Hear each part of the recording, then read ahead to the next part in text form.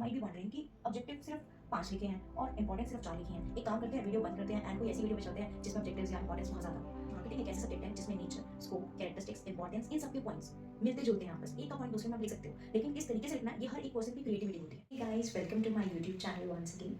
कल की वीडियो में हमने पढ़ा था मार्केटिंग मैनेजमेंट की introduction, scope, nature and etcetera, philosophies, ये सब चीज़ें हमने पढ़ी थी, प्रोसेसेस। आज हम पढ़ेंगे दैट इज मार्केटिंग मिक्स, जो कि इससे नेक्स्ट चैप्टर है। So let's start, right.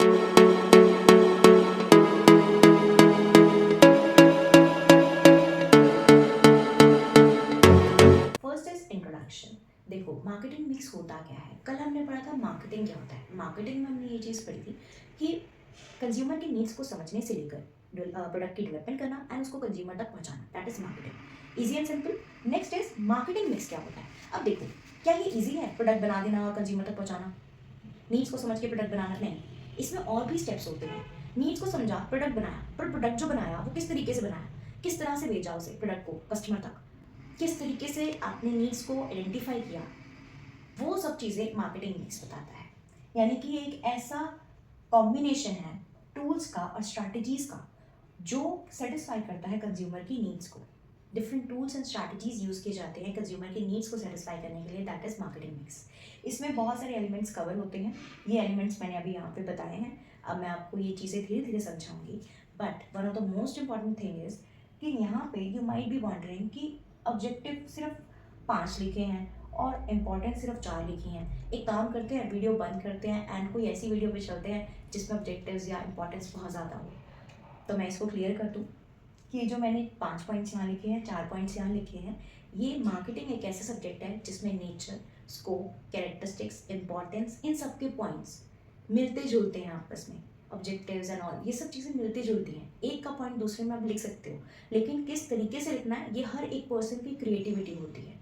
ठीक है, सबसे पहले हम समझेंगे इसके ऑब्जेक्टिव्स एंड इंपॉर्टेंस एंड मैं बताऊंगी कि दोनों सिमिलर क्यों है। देन लास्ट में मोस्ट इंपॉर्टेंट टॉपिक जो है एलिमेंट्स का, वो मैं आपको थोड़ा सा बाद में बताऊंगी।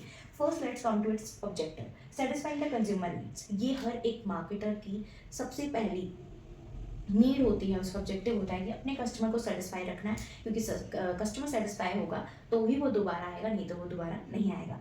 Second is increase the sales and market share. देखो, अगर आपको अपनी फर्म को चलाना है ना, तो आप क्या करोगे?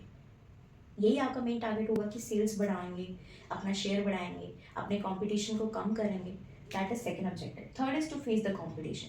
कंपटीशन को कैसे फेस करोगे बताओ?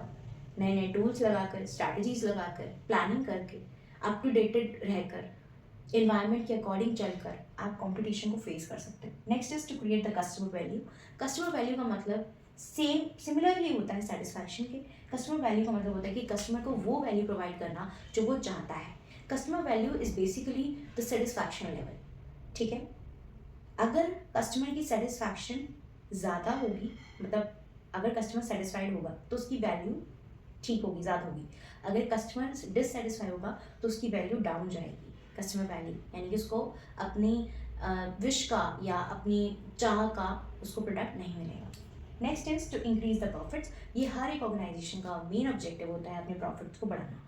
अब नेक्स्ट थिंग, अगर देखो फॉर एग्जाम्पल, मैं अभी आपको लगाकर भी दिखा देती हूँ इसमें ये पॉइंट्स क्यों आपस में मेल खाते हैं, या अगर ऑब्जेक्टिव आएगा तो आप ये पॉइंट सेम क्यों लिखना और इसमें ये सेम क्यों लिखना।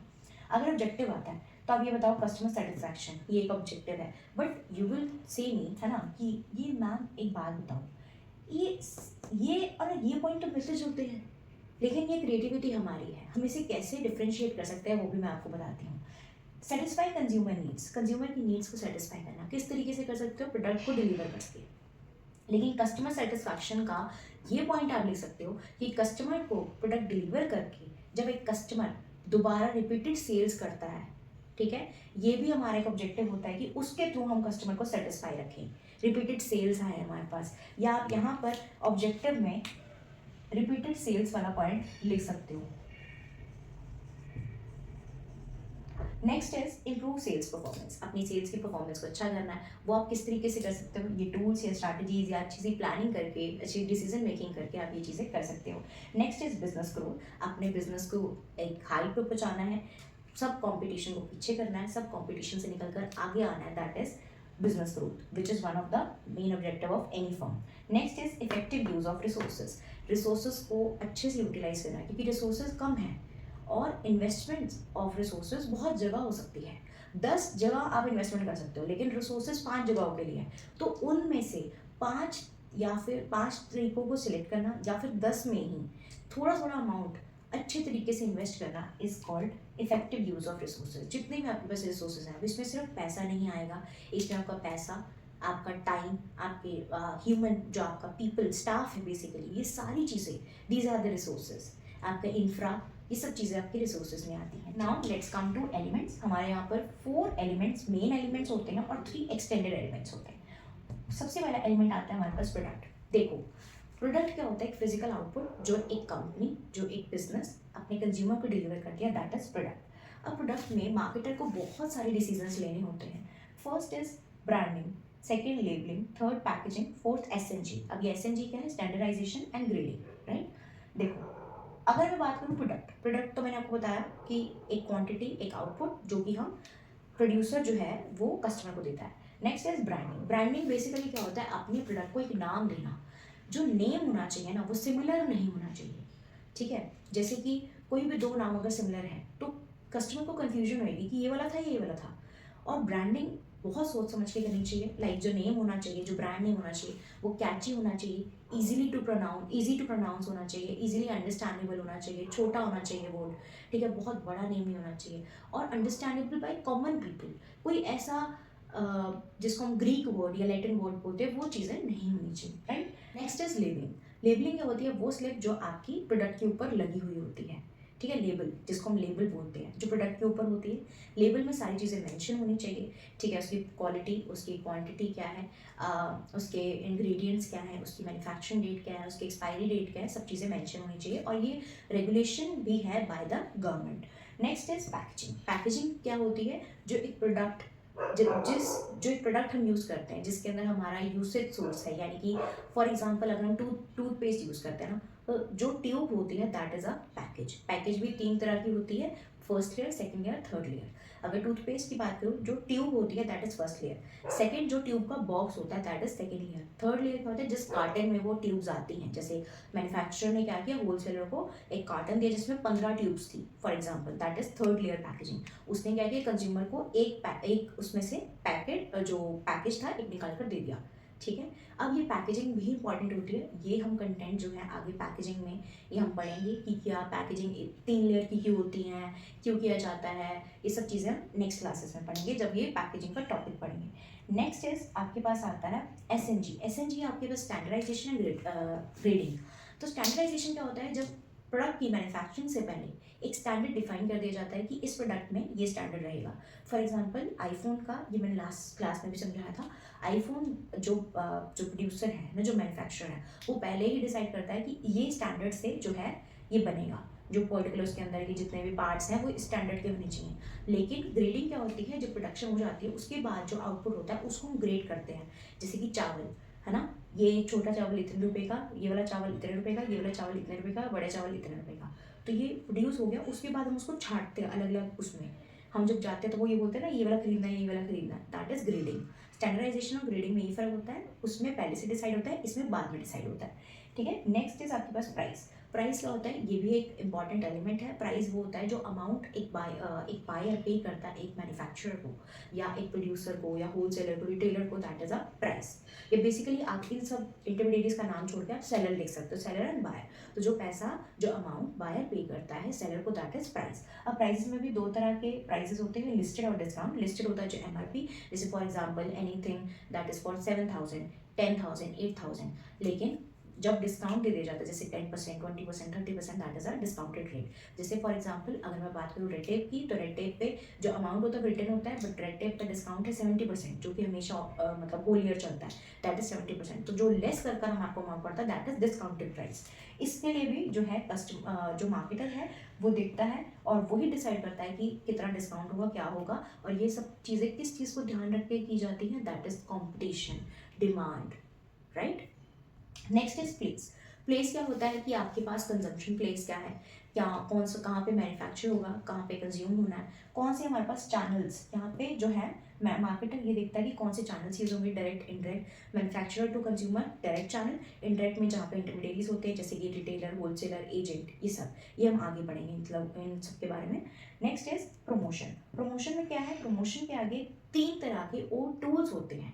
प्रमोशन बेसिकली क्यों किया जाता है, एक प्रोडक्ट बना दिया, प्राइस रख दिया, जब तक प्रमोट नहीं करोगे बिकेगा कैसे, राइट। प्रमोशन बेसिकली वो एक्टिविटीज़ होती है जो प्रोडक्ट की सेल्स को बढ़ाने के लिए की जाती है। First is advertisement. एडवर्टाइजमेंट क्या होता है, जब आप non face to face communication करते हो एक सेलर एक बायर से, दैट इज एडवर्टीजमेंट। जैसे कि न्यूज़पेपर में, ठीक है, होर्डिंग्स लगा दी, मैगजीन लगा दी, ये है नॉन फेस टू फेस। जब आप सामने से जाकर उनसे बात नहीं करते कि ये खरीद लो, वो खरीद लो, हमने ये प्रोडक्ट लॉन्च किया है, नहीं, ठीक है, that is non face to face.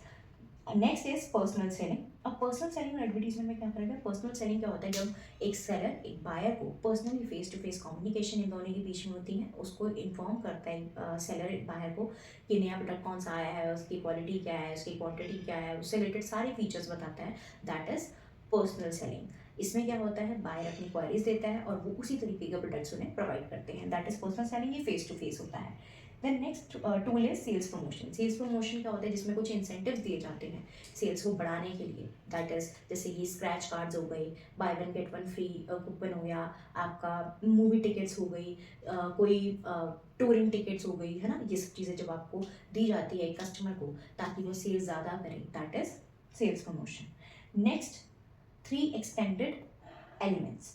अब ये एक्सटेंडेड एलिमेंट्स होते क्या हैं, बेसिकली ये वो एलिमेंट्स होते हैं जो न्यू मार्केटिंग एरा में आए हैं, ये पहले नहीं थे। इन सबको वैसे हम 4 P's भी बोलते हैं। अगर आपके पास क्वेश्चन आता है 4 P's या फिर 7 P's का अगर क्वेश्चन आता है तो आप सबको ये चीज़ लिखनी है, ठीक है। ऐसा भी आ सकता है 4 P's या 7 P's, या एलिमेंट्स भी आ सकते हैं, टूल्स भी आ सकते हैं, कंपोनेंट्स भी आ सकते हैं, मार्केटिंग मिक्स के, तो वो आपको ध्यान देना है कि किस तरीके से क्वेश्चन पूछा गया है। Next is people. पीपल वो लोग होते हैं जैसे कि आपके एम्प्लॉयज़ हो गया, कुछ हो गए, जो कस्टमर के साथ इंटरेक्ट करते हैं, दैट इज पीपल। ये लोग भी हेल्प करते हैं सेल्स को बढ़ाने के लिए, अपनी रीच को बढ़ाने के लिए, जैसे कि टीचर अपने स्टूडेंट से बात कर रहा है, डॉक्टर अपने पेशेंट से बात कर रहा है, दैट इज द सोर्स और the tool, that is called people. Next is processes. Processes क्या होता है, जब स्टेप बाय स्टेप, ठीक है, प्रोडक्शन हो रही है, कुछ हो रहा है, that is called processes. Next is physical element, that is physical proof. जैसे कि किसी बिल्डिंग में, हॉस्पिटल बिल्डिंग या होटल हो गए, या ये जो बिल्डिंग्स होती है, दीज आर द प्रूफ, है ना, कि यहाँ पे ये चीज़ें हो रही हैं, यहाँ पे एक्टिविटीज़ हो रही हैं, इनके थ्रू मार्केटिंग हो रही है या कुछ भी है, these are the physical elements और द फिजिकल प्रूफ, ठीक है। बाकी मैंने इंपॉर्टेंस और ये सब चीज़ें आपको समझा दी थी। ऑब्जेक्टिव में मैंने बताया था कि क्यों ये मिक्स है, अब इंपॉर्टेंस पे बता देती हूँ। इंपॉर्टेंस में satisfy the consumer needs, consumer की नीड्स को सेटिस्फाई करता है, दैट इज इंपॉर्टेंस, ठीक है, बढ़ाता है, उनको सेटिस्फाई करता है। Increase the sales and marketing share, अच्छी बात है ना, कोई चीज़ अगर किसी चीज़ से आपका मार्केट शेयर इंक्रीज हो रहा है, ठीक है, या फिर सेल्स बढ़ रही है, that is also an importance. The next is face the competition. अगर आप प्रमोशन टूल्स, प्लेस, प्राइस, इन सब चीज़ों को यूज़ करके, इन सारे टूल्स को, एलिमेंट्स को, स्ट्रैटेजीज़ को अच्छे से यूज़ करते हो, प्लानिंग करते हो, स्ट्रैटेजी बनाते हो, तो ये सब क्या होगा, इससे कंपटीशन फेस होगा। ये भी आपको इंपॉर्टेंस है कि आपको अच्छा एडवांटेज मिल रहा है, ठीक है, to create the customer value, कि दिस इज ऑल्सो इंपॉर्टेंस कि कस्टमर वैल्यू बढ़ती है, आपकी इंक्रीज होती है, प्रॉफिट बढ़ते हैं, ये इंपॉर्टेंस। बाकी सारे इंपॉर्टेंस के पॉइंट्स हैं ही, जैसे सेल्स परफॉर्मेंस, बिजनेस ग्रोथ होती है, इफेक्टिव यूज ऑफ रिसोर्सेज, यानी कि रिसोर्सेज बहुत सारे हैं, ठीक है, लेकिन उसको किस तरीके से यूटिलाइज करना है, सॉरी, रिसोर्सेज बहुत कम है, उनको किस तरीके से यूटिलाइज करना है, that is effective use of resources, या इसको हम एलोकेशन ऑफ रिसोर्सेज भी बोलते हैं, एलोकेशन ऑफ रिसोर्सेज या इफेक्टिव एलोकेशन ऑफ रिसोर्सेज, ठीक है, ये सब चीज़ें हम इसमें बोलते हैं। That's it for today and I hope आपको मेरी वीडियो अच्छी लगी होगी, सारा कुछ समझ में आया होगा। अगर आपको कुछ भी प्रॉब्लम है, कोई क्वेरी है, तो आप मुझे कमेंट कर सकते हैं। Please like, share, comment and subscribe my channel. Thank you. जय श्री राम।